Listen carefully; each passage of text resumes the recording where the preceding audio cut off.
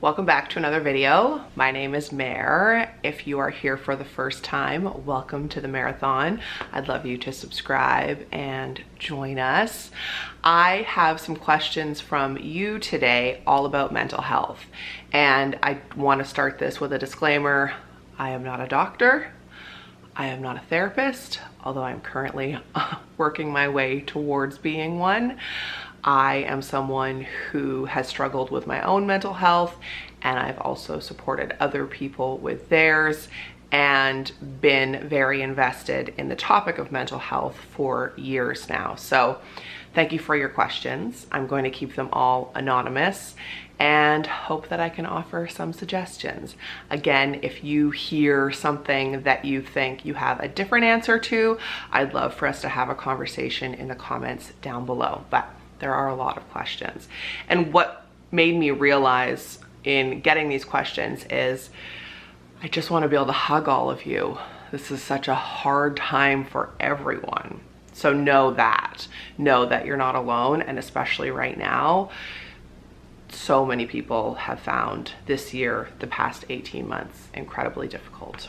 Also, just like trigger warnings, I feel like that's pretty obvious with the title of this video, but we are going to be talking about anxiety, depression, suicide, grief, that sort of thing. If that's not your jam, if you don't want to hear about that today, I have thousands of other videos you're welcome to enjoy. Okay, we're gonna start out with a doozy. How do you deal with conflict in a relationship? It's been giving me a lot of anxiety. I think it's really good that you are able to recognize that you're getting that anxiety, and I would think about when there is conflict. I mean, this is such a vague question, but is it something that, you know, like, what are you trying to get out of the situation? What's the severity of the conflict? I mean, there's such a spectrum of it. Do you disagree on how the dishwasher should be loaded every day, or is it like violent and you need to get out of there? I would take care of yourself, you know, talk to someone about it, work on your anxiety. I realize being in what I still consider a new relationship, even though we've been together for over 2 years, when I can feel something coming up for me, a lot of the time it's triggering something old for me, and it's like either I'm overreacting or I need to take a little bit of time to think about how I want to handle this.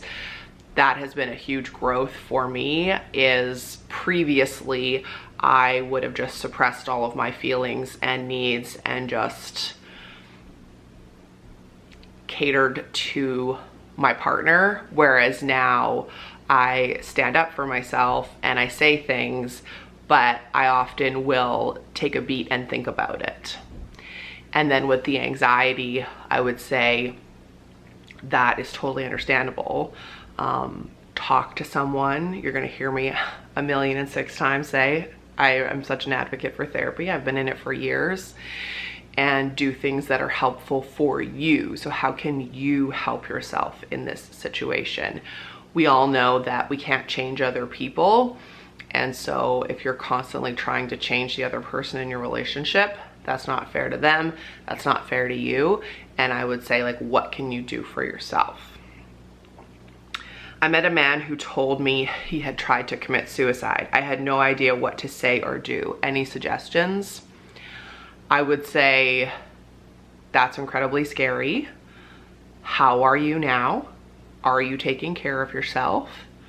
And, you know, thank you for knowing that I am a safe person to tell that to. Try to have a very like calm reaction to it. But that's not yours to take on as well. You know, I'm glad you're still here is a nice thing to say. A lot of people are grateful that you're still here today. Yeah, that's what I would say. How do you stop the pity party cycle? Definitely been there. I think it's okay to have a little bit of, you know, self-pity now and then. That's a totally normal human reaction and response to something. But, you know, have your time. And I mean like, you know, an hour or a day, and then be very aware of it. I mean, it's great that you are mindful and you do call it a cycle. And for me, what helps is journaling and writing out all the things that I'm pitying myself for, and then trying to flip it and be like, but look at all these things that I'm grateful for. I know a lot of people roll their eyes when you talk about gratitude, but for me, it's been life-changing and life-saving. There are a lot of things that people would totally say I am justified in being in that self-pity mode, but I choose not to.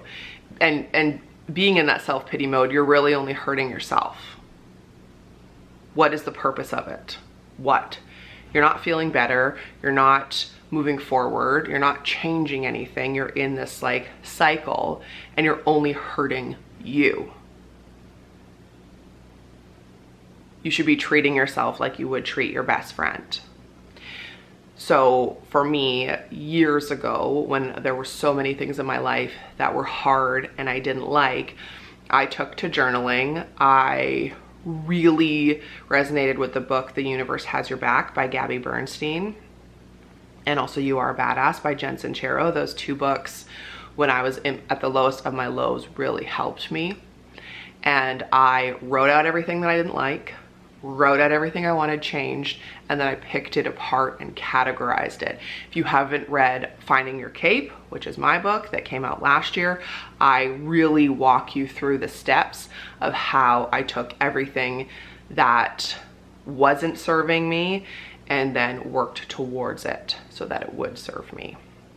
Just remember that pitying yourself isn't helping yourself, and you can be there for a bit and then get out of there. What medications have you been on? Which ones helped you the most? When it comes to anxiety, I was on something that I don't even remember what it was called, and I didn't find that it helped me. I am a huge advocate for going on meds for depression and anxiety. A lot of it is a chemical misfiring in your brain for sure, but one thing I learned in school this year is that meds alone aren't the solution. Even therapy and meds, the best thing is therapy and to talk it out. Being on meds is wonderful. I know a lot of people personally who really need them, but I would also encourage you to not just rely on that. Have that so we can fix the chemicals imbalancing in your brain, but then also work on working upstream. So what's that, you know, childhood trauma, that past situation that we're still suffering from, that PTS, and working on that. So what I found was I was put on meds when things were really bad with Jeremy, but I didn't find that they helped me. What helped me was working through all the stuff, like I just said, and making some changes. And then coming off of them, it was so hard, and I was only on them for a few months, I think. I can't remember exactly, but I'm not a psychiatrist, so I can't tell you like what meds would be best for you. I would say start by talking to your doctor. And that's what I did and what Jeremy did. And that's what I would recommend, is like talk to your GP first if you're struggling, and then they'll be able to help you. How do I maintain being there for others versus my own struggle that nobody knows about? I'm curious why nobody knows about it. I talk about this in Finding Your Cape too, and I actually just talked about this. I did a keynote a couple weeks ago for moms raising kids with autism, about how when Thomas was first diagnosed, we like put up so many barriers and we shut down because we didn't want to be pitied and we didn't want people to judge us. And in doing that, we also blocked anyone feeling like they could help us and offer that assistance. So, you're struggling alone, you don't have to. There are people in this world, there are people in your life who want to help you and even just be a listening ear if they can't actually do anything. It's 10 times worse to struggle alone. You are not alone. You will find people. Even if you're not ready to tell people in your actual life, you could find forums, you could find the Mareathon online, which is our group here on Facebook, to help you and to even just comfort you and make you feel like you're not alone. And it's hard to support others who are struggling when you yourself are struggling. That I can definitely relate to. And I think the majority of us can relate to that, especially in the last 18 months with COVID. You know, I often think about people who have gone through really hard times in the last year and a half. My heart goes out to you, because when I first became a widow, all of my friends could come over, my family, people could be here, people slept over, they brought us food, they cooked for Thomas and I, and I don't know what I would have done without that support and being so alone. But now I find if I'm struggling and my friends are struggling, it's that balance of like, okay, I'm here to support you. I may not actually be able to do anything for you because I am taking care of myself, but I can listen, and reminding yourself that it's like, it's not your job to fix anybody else. It's your job to take care of you and be a supportive friend, but not at the risk of your own mental health. No one is born with low self-worth. That is something that you are taught and you are shown. And so if you were raised to believe that your self-worth was low, now it is time for you to take back that power, and it is time for you to say, no more. You are worthy. You are enough. You are worthy. You are enough. Exactly how you are, exactly where you're at right now watching this video is enough. And you're worthy. And I can relate to this. Years ago, I was in a yoga class, and that's how she started the class with, I am worthy. I am enough. I am enough. This is enough. As in, whatever I'm doing is enough. And I just sobbed. And I wrote that at the beginning of every journal entry for probably 2 years. And I was shocked to realize that my self-worth was so low. Like, my confidence was brimming. I was successful.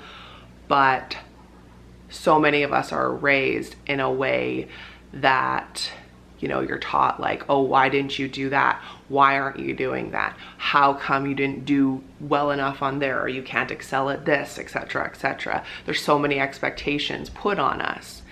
And I just want you to know that exactly how you are is enough. We're all doing our best.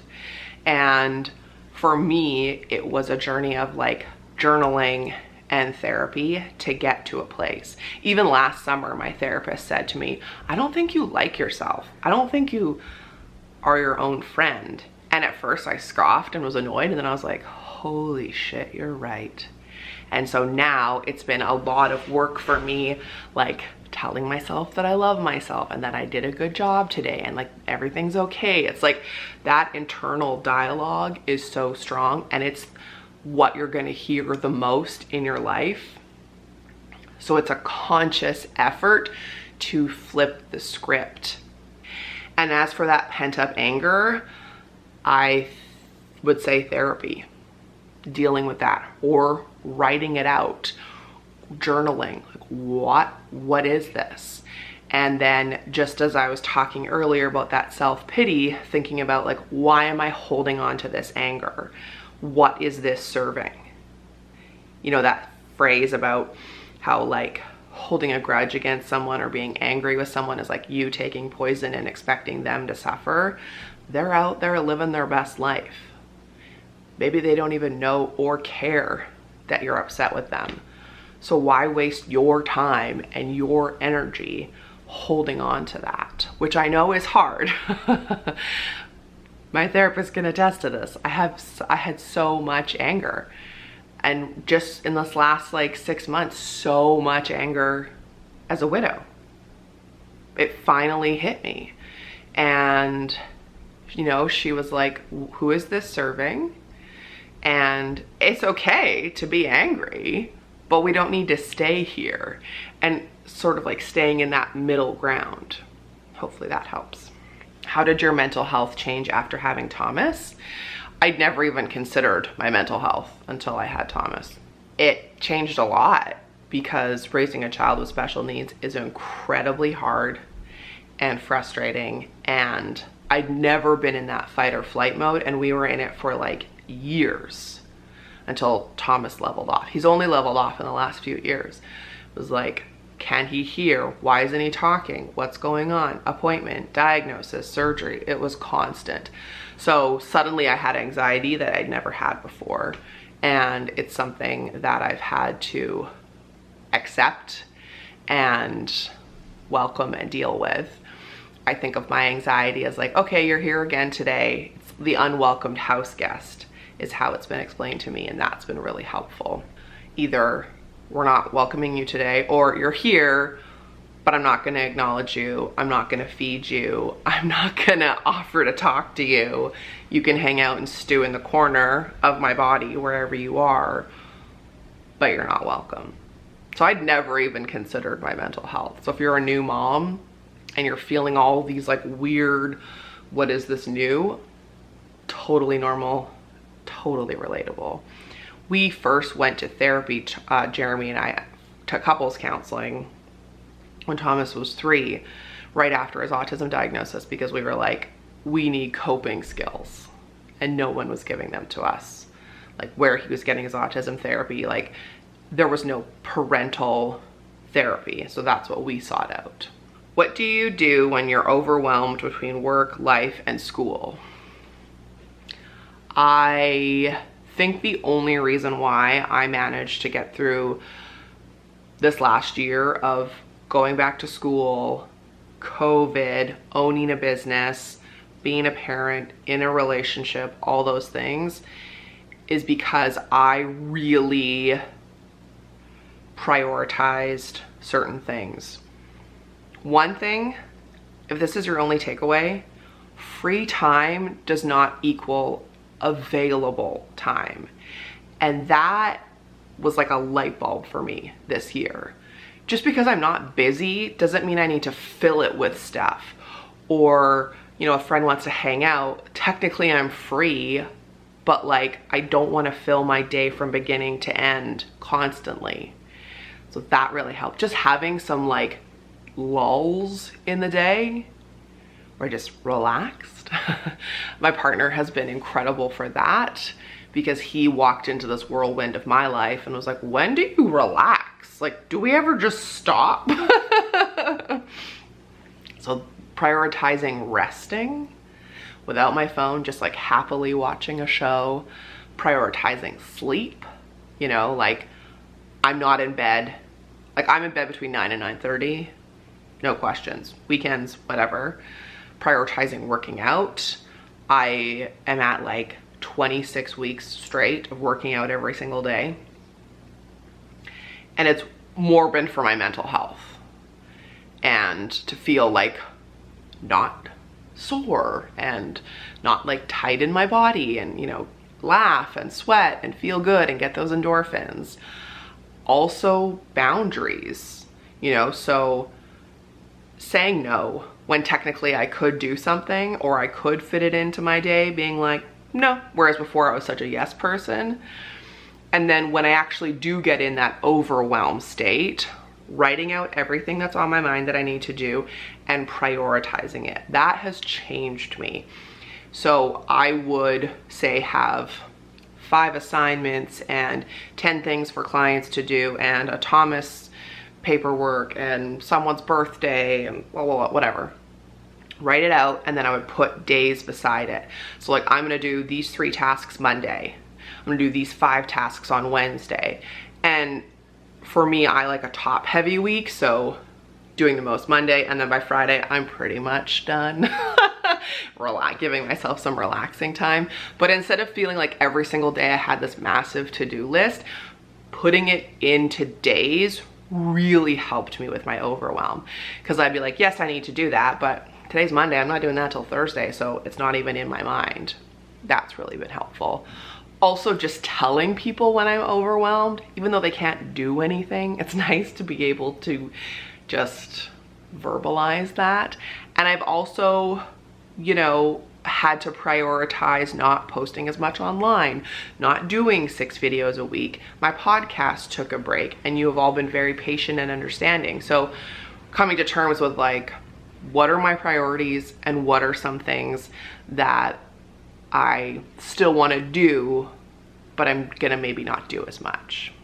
Also with overwhelm, just thinking in the moment, like, why am I overwhelmed? Like, am I hungry? That's a big one for me. I get hangry as shit and I need to eat. Am I thirsty? How's my sleep? What's going on here? Did I have too much caffeine? Like, really checking in that moment.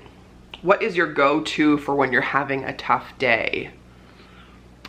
Well, I had a really hard day yesterday, so it's funny you asked that.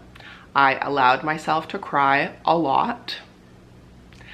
I made myself a healthy lunch, and I was supposed to see some friends in the afternoon, and I didn't bail, and I still went, and we sat outside, and it was wonderful.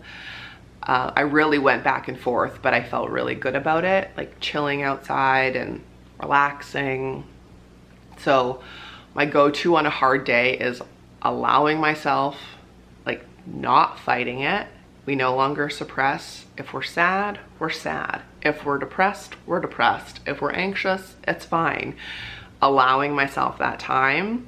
But then I also like journaled. I only journaled 2 pages, but I did it, and that helped me. I listened to music instead of listening to my audiobook. I still worked out, made sure to drink a lot of water. I chose not to drink with my friends. So those tiny little micro choices add up and really helped me. So that's my go-to, is allowing myself to feel it, doing whatever the bare minimum is that day, and giving myself some grace. How do you prepare for your first therapy appointment? Like, where do you start? If you don't know who to see, you can message me. I have recommendations locally and also online. Ask your friends who have been in therapy. That's how I first found my therapist, was she had seen a friend of mine and came highly recommended. It's very important, I also learned this in school this year, to make sure when you're looking for a therapist that they have qualifications. Fun fact, in Canada, anyone can call themselves a therapist with 0 experience. There's no like licensing board or anything for just therapist. So you want to make sure they're registered, like a registered clinical counselor, a registered social worker, a registered psychologist, psychiatrist. Do your research. So you're not getting someone who isn't qualified. Check with your insurance to see what they cover, because that's also a big deal. When I first called my therapist 1,000 years ago, she said to me, like, if I'm not covered under your insurance, I will happily help you find someone who is. She wasn't. We loved her. We just paid out of pocket. But I thought that was really classy. I always, still, been in therapy for 8 years, I don't know. I make a list. I have a running list in my phone of things that I want to talk to my therapist about, because I'm like hell-bent on making the most of that time. Like, I'm paying for this. These are the things that are pissing me off. No tangents. Like, these are the things on my mind. Because or else I'll just draw a blank, or I'll walk in and start crying, and then I can just show her my phone. So keep a list of what you want to talk about. That's what I would say. And also, if it's your very first time, know that finding a therapist, it's not always going to be the first one that you find, and that's totally okay. Like, kind of treat it as dating, you know what you're looking for, and then be open and honest about that. A girlfriend of mine, I really liked, she recently started seeing a therapist, and at the beginning they said, what do you want? I was like, oh, that's a great question. And my friend said, I want no homework. I don't want you to give me shit to do during the week. I want to come in here, I want to talk to you about stuff, and I want to go on my way. Perfect. Whereas I'm always like, okay, what can I work on? And everyone's so different. So remember that you're paying for a service, and it may take a little bit of time to find that service. And another thing for me is I like when I get a little bit of tough love. Like there were so many times where I would leave therapy when things were really hard, being like, oh, I did not like her today. But then after a day, I'd be like, oh, that was such a good appointment. You know, you're not there to make friends, you're there to change your life, right? I hope that's helpful. Has the pandemic affected your mental health? Yeah. Oh yeah. Oh yeah. I miss hugging my friends. I miss seeing my family. Yeah. Oh yeah. Oh yeah. I feel this like collective weight of trauma and grief from the world as an empath and as a public figure, for sure, as well as so much of my white privilege that has come out and my learning about how to be an anti-racist, all of that, which I'm so grateful for. But oh yeah, like we only watch light shows. Like I don't read anything negative. The books I read are light, except for the ones about, you know, learning how to be an anti-racist or learning about the Indian Act in Canada, like that sort of research and education. But yeah, we're currently watching the entire Big Bang Theory for the first time. Just that's the level of, you know, conversation I can have. But on a positive, it's made my priorities very sharp, like health, Thomas, our future. That's why I'm going back to school, to have a more lucrative future, to be able to support my special needs son for my entire life. It's helped me set boundaries. It's helped me say no to things. At the beginning, I had to say no to contracts or deals or things that people were offering me because I physically like couldn't go out and do them with Thomas. And some people were so pissed. And I realized that phrase about people who get mad when you set boundaries are mad because they were benefiting from you not having boundaries. I learned that for sure. I've always struggled with the question, what triggers your anxiety? I've learned being overwhelmed is probably my top answer. What would you say triggers yours? Sometimes I have no idea. Sometimes it's like a panic about something to do with Thomas, or I have PTS from something that happened with Jeremy or Thomas. I have so much post-traumatic stress about the first few years of his life. And so that, like if something happens with his hearing equipment or his like health and safety, yeah. But sometimes I have no idea. So I would struggle with that too. And that's okay. Like, you don't need to be so hard on yourself. Like, what triggers your anxiety? It's good to know what does, especially as you said, overwhelm, because then you can work to reduce that overwhelm, ask for help, get help. You know, like I have someone who cleans my house every other week because a clean home helps with my stress and my anxiety. I don't get anxious, but I just get like, well, kind of, I get just like worked up when the house is messy. I like a clean space. I like a tidy space. I like it very zen. That really helps me. I don't like it when I'm being rushed. So I give myself a lot of time. I don't like being late. Like, I find that so disrespectful, and I would never want anyone to think I was disrespecting their time. So I give myself ample time to get places. How to manage anxiety around COVID. I think I've already answered that. Really prioritizing things like health, sleep, rest.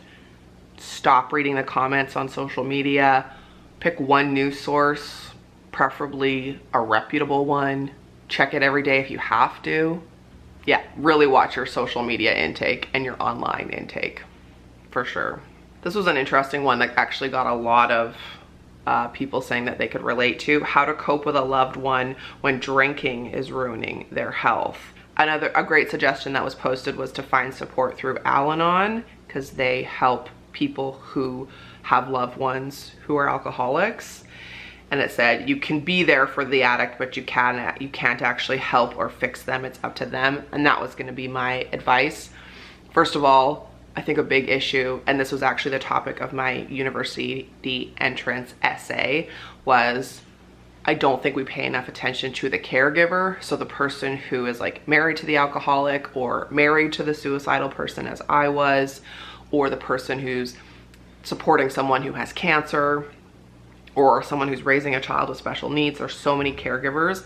We just focus on the person who is like sick or troubled or suffering, and then their caregivers are kind of like left.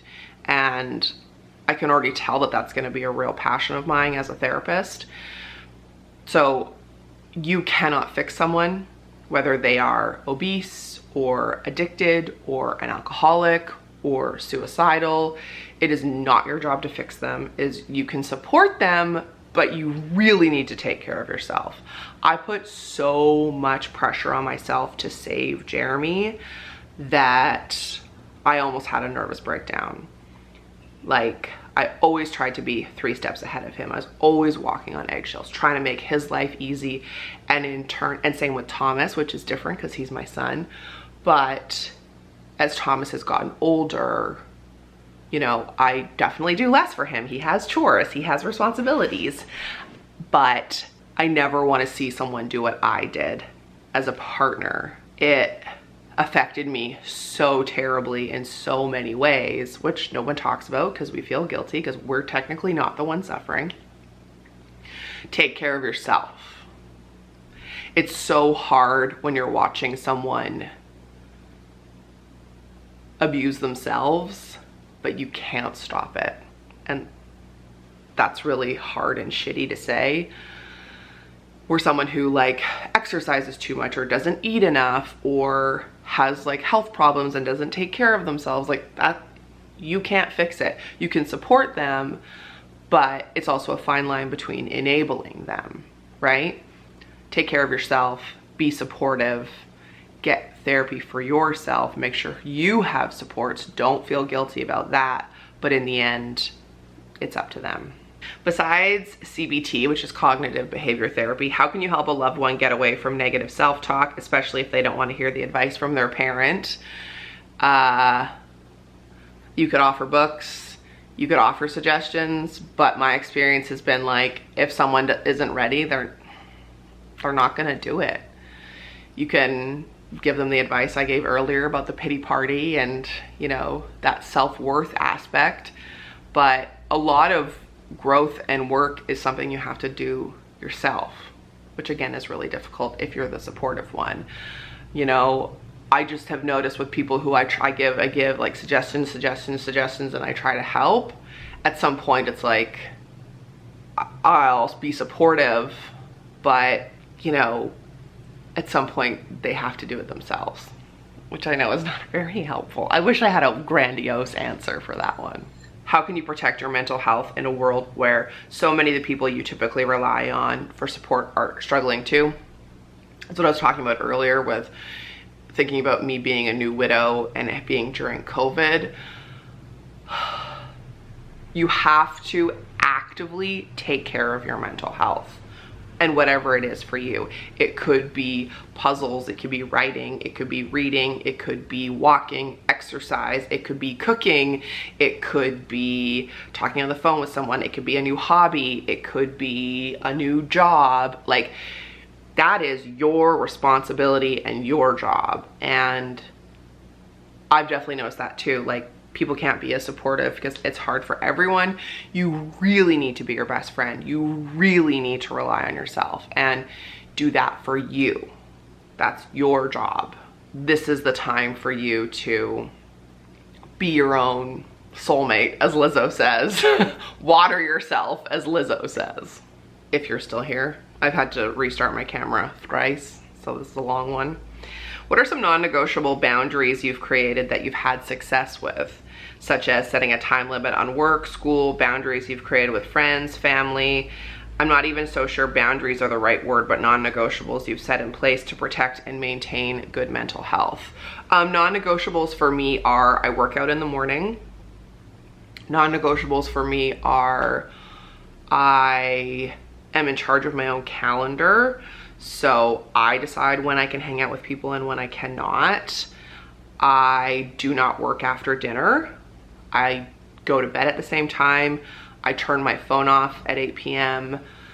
Non-negotiables have been, I really follow the COVID protocols and rules, and when people aren't, I just excuse myself or don't attend. Boundaries have been not trying to save other people and really working on that one. Saying no more. Yours could be saying yes more. I think boundaries is a great one, and it's wild to me when I say like, okay, I'm gonna work, you know, my work day. I work from home. Many of you I'm sure do too. And yeah, that's really interesting to me when I can find that like I work from home, set those hours, and how productive I can be if I'm like not answering the phone, not answering emails, that sort of thing. Hi, Thomas. I'm sure you just heard that door open and now Thomas is home, so I'm gonna wrap up this video. But I hope that the boundaries advice helps. Boundaries are so important, and keep in mind that you're not doing it as like a disservice to your friends or your family. You're doing it as a service to yourself, and there's nothing to feel guilty about. Just because you're working, you can still make time for your friends and family, but you're not going to be stressing out and like piquing your anxiety and your depression. I hope we're getting away from this constant like self-sacrifice of, it doesn't matter what I want, it only matters what other people want. Like, it's so important to take care of your mental health, your physical health, your space, your boundaries, your time, your sleep, all of that. That is like the cumulative answer of this, right? And for those of you who are feeling that COVID fatigue, which I get too, that was a few questions people had left. It's okay. It's okay. We're in a pandemic. It's okay to feel that fatigue. Again, my advice would be stay off social media, do things that make you happy, whether it's gardening or, you know, finding a new hobby or reading or watching silly shows or playing board games or that sort of thing. Just do what makes you feel good. Exercise, eat well, all those things. There will be an end to this. We will look back on that and be like, remember that time we went through that horrific, shitty thing? We will. And it's lasted way longer than any of us could have ever anticipated. Thank goodness we didn't know it was gonna last this long. And I get it too. I have like weepy moments where I'm like, I just wanna go on a date. I just wanna sit in a restaurant with my boyfriend. I wanna go on vacation. We've started watching walking tours of Hawaii because we're just like, oh, we'd like to go on vacation, please. You know? And just finding those little bits of joy. Being a widow really taught me to find joy in the small things. So milk frothed on my coffee every morning. I'm like, chef's kiss. I love this so much. Painting my nails. Like, I love that. I love looking down and seeing my like haphazard job of painting my nails. The small things like watering my flowers, not killing my plants, those things. Finding the joy in the baby, small, little things goes such a long way with that COVID fatigue and with your day-to-day mental health. So I hope this was helpful. Let me know in the comments down below if you have any other advice, because what worked for me may not work for you. As Amy Poehler says, good for me, not for you. Good for you, not for me. And I'll see you in the next video. Let me know if you have any more questions, any other Q&As you'd like me to do, any other sit-down videos, and I will see you in the next one. The next time I film a video, I will have a 10-year-old. How is that possible? Thanks for watching. Bye.